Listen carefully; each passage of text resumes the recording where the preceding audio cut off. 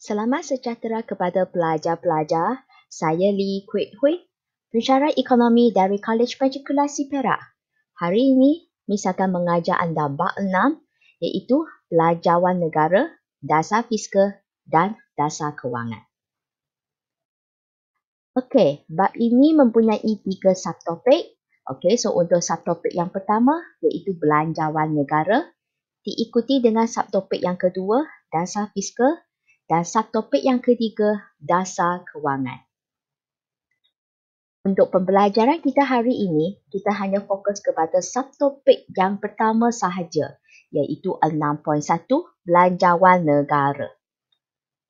Okey, so untuk maklumat anda, belanjawan dalam bahasa Inggeris dikenali sebagai bajet. Okey, so untuk subtopik ini, dia mempunyai 5 subtopik kecil yang pelajar perlu kuasai. Kita cuba tengok subtopik kecil yang pertama. Dia adalah berkenaan dengan konsep. Yang kedua pula berkenaan dengan hasil. So, hasil itu adalah hasil kerajaan. Okey, lepas itu diikuti dengan yang ketiga. So, yang ketiga itu adalah perbelanjaan, iaitu perbelanjaan kerajaan. Dan yang keempat itu hutang. Dan subtopik yang terakhir itu adalah kebaikan dan keburukan hutang. Okey, so untuk pembelajaran kita hari ini, kita hanya fokus kepada konsep. Okey, konsep bagi belanjawan negara sahaja. Okey, belanjawan negara.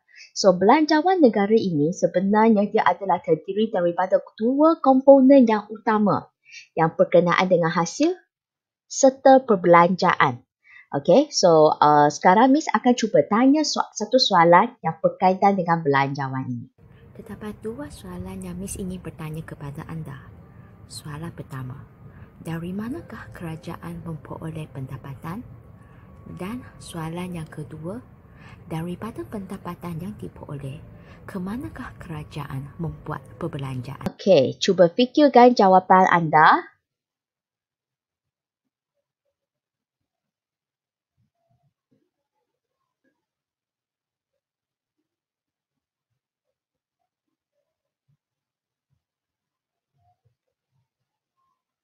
Okey, dah 15 saat. Okey, so semua pelajar dah dapatkan jawapan ke? Okey, marilah kita tengok dari mana kerajaan memperoleh pendapatan dan ke manakah perbelanjaan yang dilakukan. Okey, inilah dia. Dari mana datangnya? Okey, so kita nampak ada cukai pendapatan, pinjaman, cukai tak langsung, hasil bukan cukai langsung yang lain. Okey, so secara kesimpulannya, pendapatan ataupun hasil kerajaan adalah daripada cukai. Okey. Dan ke mana dibelanjakan? So, ke mana dibelanjakan kita cuba tengok ada banyak komponen-komponen kecil yang wujud dekat sini. Okey, tapi yang utama punya kita cuba tengok tulisan yang telah bold itu, yang ini. Okey, so ini adalah perbelanjaan pembangunan diikuti dengan perbelanjaan mengurus. So, perbelanjaan kerajaan hanya 2 komponen ini sajalah, okey, yang dibelanjakan oleh kerajaan. Okey, belanjawan negara, kita cuba tengok definisi dia. Dia adalah satu anggaran kewangan sektor awam terhadap hasil kerajaan. So, I guna T dekat sini. T adalah stand for tax ataupun taxation lah dalam bahasa English. Dan perbelanjaan kerajaan. So, I guna G dekat sini. Okay, G dekat sini adalah merujuk kepada government. Okay, government expenditure. Okay, yang dirancang dalam tempoh 1 tahun. Okay, so yang ini kata kunci dia adalah hasil kerajaan. Dan lagi satu perbelanjaan kerajaan. Ingatlah ini sebenarnya merupakan satu anggaran. Okey, belanjawan ini satu anggaran sahaja. So itu definisi dia. Okey, sekarang kita cuba tengok belanjawan negara ini melalui konsep dia. Okey, kita ada belanjawan lebihan, diikuti dengan belanjawan kurangan dan akhirnya belanjawan seimbang. Okey, kita cuba tengok belanjawan lebihan dulu. Dia sebenarnya merupakan satu keadaan di mana hasil kerajaan adalah melebihi perbelanjaan kerajaan. Okey, iaitu T lebih besar daripada G. Okay, so hasil itu T lah tadi sudah bagi tahu kan berkenaan dengan cukai kan. Dan G ini government, so perbelanjaan kerajaan lah. So T lebih besar daripada G. Dan belanjawan lebihan ini adalah sesuai dilaksanakan ketika berlakunya masalah inflasi. Okay, so pada masa itu kita akan naikkan T. Sebab kita nampak T dekat sini dia adalah lebih besar kan. Jadi naikkan T dan kurangkan G. Tengok balik yang kesimpul kat sini. G dia lagi kecil. So kita kurangkan T. Ataupun lagi satu cara adalah dengan naikkan T dan kurangkan G secara serentak. Okay. Okey, mengapa belanjawan lebihan dilaksanakan ketika inflasi? Okey, so dekat sini ada satu video yang akan cuba jelaskan situasi inilah. Okey, marilah kita tengok video tersebut. Okey, sekarang kita akan cuba tengok bagaimana kita melaksanakan belanjawan lebihan ini. Okey, so sekarang isu kita adalah berlakunya masalah inflasi. So apabila berlakunya masalah inflasi, kita akan melaksanakan belanjawan lebihan di mana T adalah lebih besar daripada G. So T dekat sini adalah merujuk hasil lah dan G adalah merujuk kepada perbelanjaan kerajaan. Okey, so dekat sini yang fokus kita sekarang, kita akan fokus bahawa kita akan naikkan T. Kita hanya fokus dari aspek cukai sahaja. Okey, kita kembali semula kepada inflasi. So apa itu sebenarnya inflasi? Dan kita kata kalau inflasi yang pelajar tahu dia adalah menunjukkan harga umum meningkat. Okey, secara berterusan dan menyeluruh. Okey, kenapa harga umum meningkat? Sebab dekat sini kita kata bahawa pegangan wang orang ramai. Okey, so ini adalah orang ramai lah. So pegangan wang orang ramai ini adalah tinggi. Ataupun kita kata adalah banyak pada masa itu. So katakan individu ataupun orang ramai ini dia mempunyai wang yang banyak, so apa yang akan buat? Biasalah, okey. So orang ramai ini akan pergilah beli-belah. So pergilah shopping, membeli barang, okey. So apabila ramai orang membeli barang, okey, barang dan perkhidmatan dekat sini, so pegangan wang yang banyak menyebabkan orang ramai beli barang kan. So perkara ini sebenarnya akan menyebabkan permintaan pasaran semakin meningkat. Dan permintaan pasaran yang semakin meningkat ini akhirnya dia akan menyebabkan AD. So kita kata bahawa AD iaitu permintaan agregat turut meningkat. Apabila permintaan agregat meningkat, dia turut menyebabkan harga umum. Okey, harga umum turut meningkat. So perkara inilah yang menunjukkan bahawa inflasi. Sebab kita kata harga umum yang meningkat, inflasi berlaku. Okey, jadi sekarang kerajaan dia akan fikir nak atasi masalah inflasi ini. Jadi dia akan kaji balik punca dia. So punca dia dekat sini adalah disebabkan pegangan wang orang ramai yang banyak. Jadi dekat sini, untuk mengatasi masalah inflasi ini, kita perlu turunkan tingkat harga umum. Harga umum turun, permintaan agregat sepatutnya pun turun juga. Maksudnya orang dekat sini dia akan kurang membeli belah. Macam mana boleh kurangkan orang ramai membeli belah ini? So, untuk turunkan pegangan wang orang ramai ini. So, nak turunkan okay, ini adalah pegangan wang. Okay, pegangan wang. Okay, nak turunkan pegangan wang orang ramai ini. So, cara dia adalah demi meningkatkan cukai. Okay. So, itulah sebab kita kata apabila kerajaan menaikkan cukai, dia boleh mengatasi masalah inflasi. So, dengan demikian, kita akan melaksanakan belanjawan lebihan ketika inflasi berlaku. Okey, seterusnya kita akan sambung dengan belanjawan kurangan pula. Okey, definisi dia.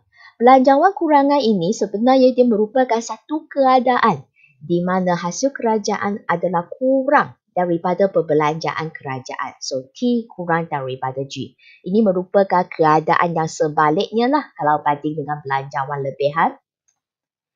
Okey, dan jenis belanjawan ini adalah sesuai dilaksanakan semasa berlaku pengangguran.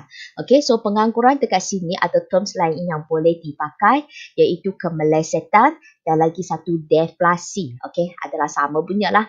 So dekat sini saya guna pengangguran. Okey, cara dia adalah dengan naikkan G. Kita cuba tengok simbol kat sini. Kan G lagi besar kan? So kita naikkan G. Dan T pula cuba tengok T. Simbol dia kat sini lagi kecil. So kurangkan T. Ataupun lagi satu cara kita naikkan G dan kurangkan T secara serentak. Okey, so itu belanjawan kurangan.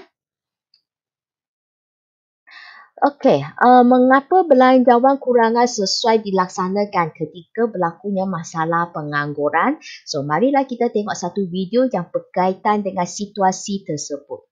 Isu kita ialah masalah pengangguran. Jadi, masalah pengangguran yang berlaku. Okey, so kita akan melaksanakan belanjawan kurangan. So, belanjawan kurangan ini adalah menunjukkan bahawa T kurang daripada G, iaitu hasil kerajaan kurang daripada perbelanjaan kerajaan. Dan fokus kita sekarang kita nak naikkan perbelanjaan kerajaan G. Sebab G dekat sini kita nampak bahawa dia adalah lebih besar. So, kita naikkan G. Okey, so masalah pengangguran yang wujud. Okey, nampak orang ini. Need work. Okey, so masalah pengangguran berlakulah. Jadi dekat sini kerajaan akan kaji balik pengangguran yang berlaku. Jadi kerajaan kata dia akan meningkatkan perbelanjaan kerajaan. So, apakah cara dia untuk meningkatkan perbelanjaan kerajaan ini? Okey, so dekat sini kita akan tengok katakan kerajaan mungkin dia akan bina hospital ke? Okey. Selain daripada bina hospital, kerajaan juga boleh bina sekolah. Okay, so ini sekolah. Okey, dan ini sebenarnya adalah merujuk kepada projek yang dilaksanakan oleh kerajaan. Okey, so sekarang kita cuba tengok. Okey. So, projek-projek dekat sini, dia adalah merupakan perbelanjaan kerajaan. Katakan membina hospital ke ataupun membina sekolah ke. Perkara ini sebenarnya nanti dia bolehlah mewujudkan peluang pekerjaan. Kenapa kita kata demikian? Katakan hospital yang telah dibina ini. Hospital yang telah dibina ini, dia mestilah perlukan siapa? Doktor, jururawat, Lepas tu ada officer, ada security guard lagi. Begitu juga dengan sekolah. Ada siapa? Pengetua ke, guru-guru ke, cleaner ke dan sebagainya. Maka peluang pekerjaan wujud. Dengan demikian, dia dapatlah mengatasi masalah pengangguran ini. So, itulah sebab apabila berlakunya masalah pengangguran ini, kerajaan akan melaksanakan belanjawan kurangan iaitu dengan menaikkan G. Maka pengangguran dapat diselesaikan. Dan yang seterusnya, belanjawan seimbang. Ini belanjawan yang terakhirlah kita nak bincangkan. Dia merupakan satu keadaan di mana hasil kerajaan adalah sama dengan perbelanjaan kerajaan. So that's why kat sini T sama dengan G. Tujuan dia dekat sini belanjawan seimbang ini adalah untuk mengukurkan kedudukan kewangan sektor awam. Dan lagi satu adalah untuk menjamin kestabilan ekonomi pada tingkat guna tenaga penuh. So, dia adalah pastikanlah bahawa kestabilan ekonomi sentiasa dapat dicapai. Adakah anda telah memahami apa yang Miss ajar tadi? Jika ya, sekarang Miss akan cuba kemukakan beberapa soalan untuk memastikan bahawa anda telah menguasai subtopik ini. Sila bersedia. So sekarang ada beberapa soalan yang Miss ingin bertanya. So soalan yang pertama. Apakah jenis belanjawan yang wujud senaraikan?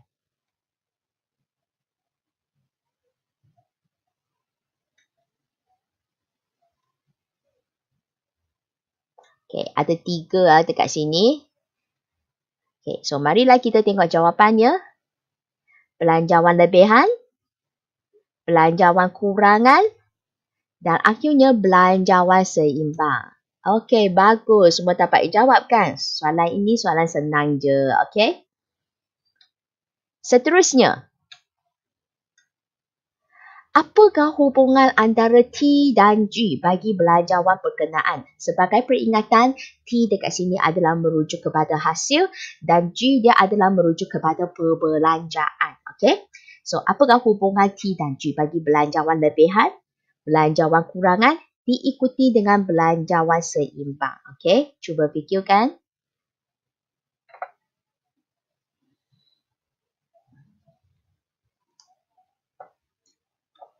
Okey, marilah kita tengok jawapan bersama-sama. Untuk belanjawan lebihan, ya, T adalah lebih besar daripada G ya, sebab hasil lagi banyak daripada perbelanjaan.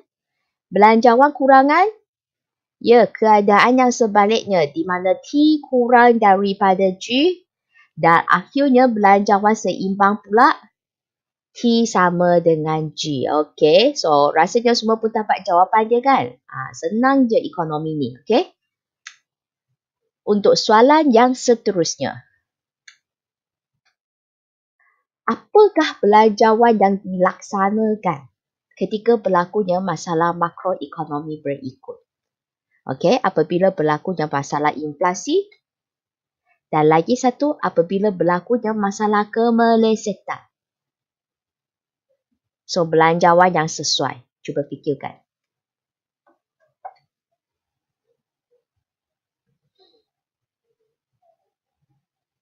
Okey, marilah kita tengok jawapan dia. So, untuk masalah inflasi ini, belanjawan yang sesuai dilaksanakan adalah belanjawan lebihan. Okey, so belanjawan lebihan ini maksud T lebih besar daripada G lah. Kita akan naikkan cukai, okey, pada masa itu. Untuk masalah kemelesetan pula. So, kemelesetan ini sebenarnya sama dengan masalah penganggurannya. Okey, kita akan melaksanakan belanjawan kurangan. So, belanjawan kurangan ini bermaksud T kurang daripada G, G lagi besar. Okey, so bolehlah G itu ditingkatkan dan mengatasi pengangguran. Jadi, inilah jawapan dia. Okey, so dengan demikian kita pun telah habis bincang subtopik kecil ini yang berkaitan dengan konsep. Okey, untuk video yang seterusnya, Miss akan cerita tentang hasil kerajaan dan perbelanjaan kerajaan dan seterusnya barulah sambung dengan hutang serta kebaikan dan keburukan hutang. Sekiranya anda suka video saya, ingat subscribe YouTube channel saya. Saya Lee Kwek Hui, pensyarah ekonomi dari College Matrikulasi Perak. Sekian, terima kasih. Kita jumpa lagi.